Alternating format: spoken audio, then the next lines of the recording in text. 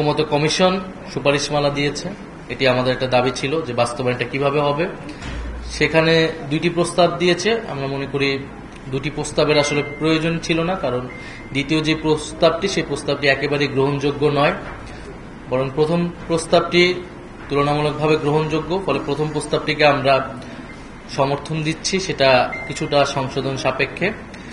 আমাদের যে দাবিগুলো ছিল, যে দাবির প্রেক্ষিতে আমরা জুলাই সনদে স্বাক্ষর করা থেকে বিরত থেকেছিলাম, একটা ছিল যে আদেশটাকে প্রকাশ করা, এটার খসড়াটাকে। দ্বিতীয়টা হচ্ছে এই আদেশটা জারি করবেন কে। সুপারিশে বলা আছে যে আদেশ জারি করবে সরকার, অন্তর্বর্তীকালীন সরকার, এবং এটি আরো স্পষ্ট হওয়া উচিত যে অন্তর্বর্তী সরকারের প্রধান হিসেবে ডক্টর মোহাম্মদ ইউনূস তিনি হচ্ছে এই আদেশটি জারি করবেন। এছাড়া আমরা গণভোটের কথা বলেছি এবং আমাদের বলেছে যে পরবর্তী সংসদের হাতে সেই গাঠনিক ক্ষমতা থাকবে, যার ভিত্তিতে তারা সংস্কারকৃত সংবিধান 2026 তৈরি করবে। ফলে প্রথম প্রস্তাবটিকে আমরা সমর্থন দিচ্ছি এবং প্রথম প্রস্তাবটি যাতে সরকার দ্রুত এই আদেশ জারি করার ব্যবস্থা করে, এইটা আমাদের জোর দাবি থাকবে।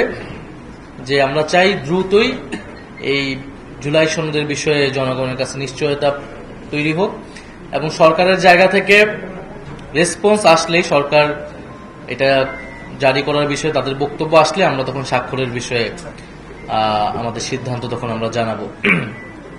প্রথম প্রস্তাবটাকে আমরা সমর্থন করছি এবং সরকার যখনই জানাবে যে তারা প্রথম প্রস্তাবটিকে অনুযায়ী কার্যক্রম শুরু করবে, তখনই আমরা জুলাই সনদে আমাদের জাতীয় নাগরিক পার্টির পক্ষ থেকে আমরা স্বাক্ষর দিয়ে আসব। এবং আমরা বিভিন্ন দল এখানে কথা বলছে, তবে আমরা বলবো যে জাতির স্বার্থে দীর্ঘদিনের যে আলোচনা হয়েছে, সেখানে কিন্তু আমাদের দেশের যে প্রয়োজনীয় গণতান্ত্রিক সংস্কারগুলো সেগুলোই কিন্তু আলোচনায় এসেছে। নোট অফ ডিসেন্টের যে বিষয়গুলো এসেছে, নোট অফ ডিসেন্ট মনে হয় এখন অনেকে এমন ভাবে কথা বলছে যেন ভুলে গেছে সেই কনটেক্সট। নোট অফ ডিসেন্ট ছিল যে ঐক্যমত কমিশন একটা সিদ্ধান্ত নিয়েছে, কিন্তু একটা দলের সেখানে বিরোধিতা ছিল, সেটাকে ডকুমেন্ট আকারে রাখতে চেয়েছে তারা। এখন নোট অফ ডিসেন্ট মানেই এইটা বুঝায় আর কি, যে আমরা সবাই মিলে একটা সিদ্ধান্ত নিলাম, হয়তো কারো কারো সেখানে বিরোধিতা ছিল, সেটা আমরা উল্লেখ করে থাকবে, কিন্তু সিদ্ধান্তটা গৃহীত হয়ে গিয়েছে। ফলে ঐক্যমত কমিশনেতেও এই বিষয়গুলোতেই ঐক্যমত হয়েছে বলে গৃহীত হয়েছে।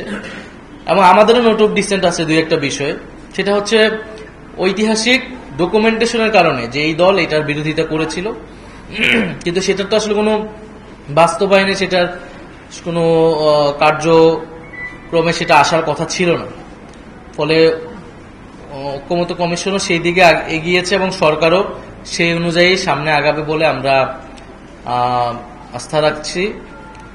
এবং সর্বোপরি জুলাই সনদ এবং এরপরে বিচারের রোডম্যাপ আমরা বলে আসছি, যে জুলাই গণহত্যার বিচার, এই বিচারের একটা রোডম্যাপ সরকারকে অবশ্যই নির্বাচনের আগে দিতে হবে। এবং নির্বাচনের জন্য যে লেভেল প্লেইং ফিল্ড, নির্বাচন কমিশনকে আমরা বলে আসছি এটা পুনর্গঠন প্রয়োজন। নির্বাচন কমিশনে জনগণের এবং রাজনৈতিক দলের আস্থা হারাচ্ছে এবং ফেব্রুয়ারিতে নির্বাচন হতে হলে আসলে এই বিষয়গুলো দ্রুতই সমাধানের দিকে যেতে হবে এবং আমরা আশা করব যে আমরা দ্রুতই সেই সমাধানের দিকে যেতে পারব।